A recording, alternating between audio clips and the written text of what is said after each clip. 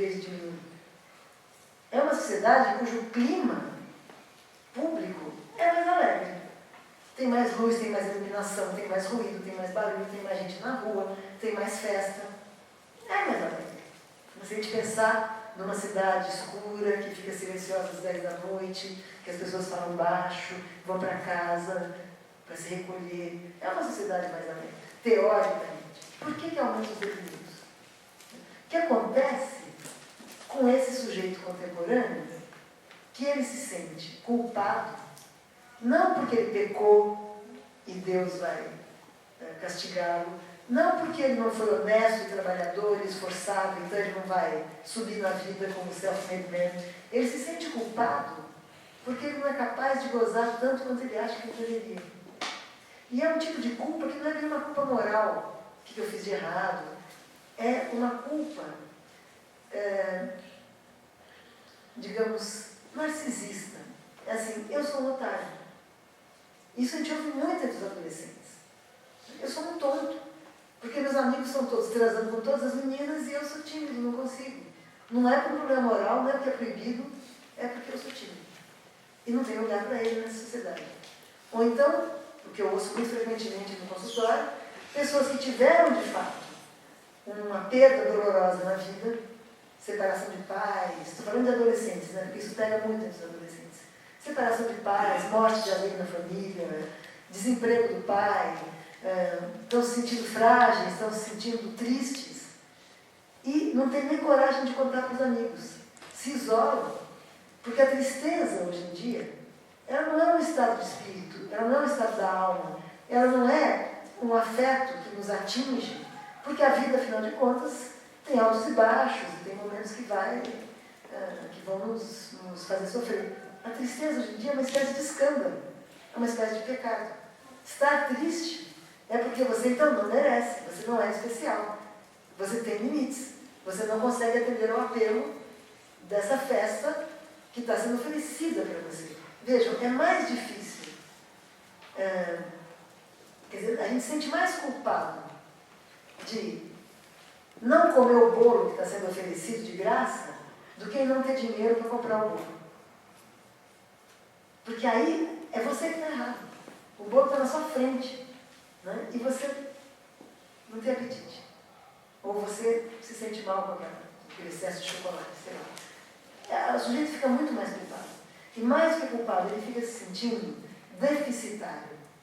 Ele está em dívida com tudo que ele poderia ter de prazer, de expansão do seu ego, e que ele não é capaz. Claro que esse ideal de prazer e de expansão ele é falso. Né?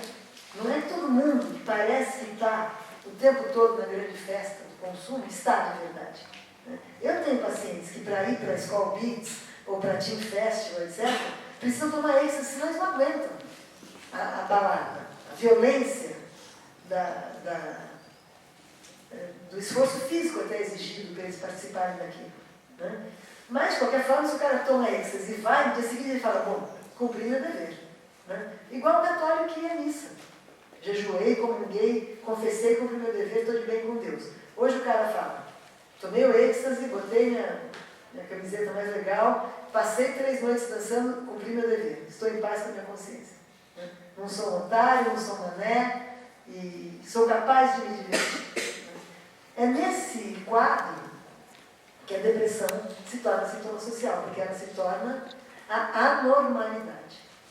Um deprimido, não digo um deprimido que quer se matar, mas um deprimido que não conversa muito com ninguém, que fica muito em casa, que vai só do trabalho para casa, que não sai, que não namora. No século XIX ele passaria despercebido. Ninguém ia dizer, nossa, o fulano é assim, ele é quietão, ele é solitário. Se ele cumpre o dever dele, trabalha direitinho e não causa escândalo na rua, ninguém ia perguntar se ele estava mal. Hoje, como aconteceu com pacientes meus, morre a mãe, a pessoa está de luto, 15 dias depois vem um amigo dizer, está muito baixo astral, vai tomar um remédio, procura um psiquiatra. Né? Quando, na verdade, o luto é uma reação completamente normal e saudável a algumas perdas da vida. Ora, o que é que faz a psiquiatria aí, nesse quadro? Né? Vocês sabem que a indústria farmacêutica, mesmo na crise, é uma das que mais cresce no mundo ocidental capitalista. Né? Os lucros da indústria farmacêutica, eu acho que eles só equiparam aos lucros da indústria bélica e da indústria do espetáculo, da publicidade, etc.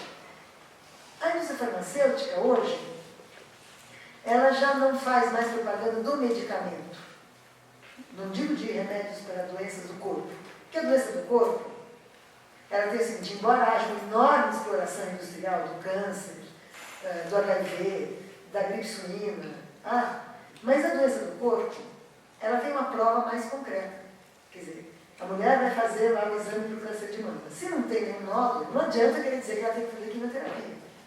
Né? Então, a indústria do corpo só vai vender remédio para quem pelo menos se constatou o vírus, o tumor, etc. O sofrimento mental não. Porque o sofrimento mental, o sintoma é subjetivo e o diagnóstico também. Né? Então, o que a indústria farmacêutica faz hoje? Ela não faz mais propaganda do remédio. Só. Se você está deprimido, procure seu médico e tome Prozac ou esses outros inibidores liberadores de serotonina, essas coisas. Porque aí o cara tem que primeiro saber se está deprimido ou não, e daí ele vai tomar o remédio. A propaganda hoje, nos folhetos que são distribuídos nos consultórios médicos, nos ambulatórios públicos, nos folhetos, nas capas de revista de medicina, etc., é a propaganda da doença, para favorecer um autodiagnóstico. Então, eu fui atrás de uns folhetinhos desses, que são pagos pelos laboratórios farmacêuticos e que parecem um serviço de utilidade pública.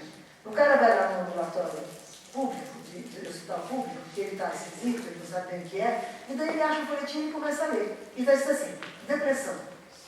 A depressão é uma doença, pode se agravar muito, mas ela tem cura. Se você procurar logo o seu médico.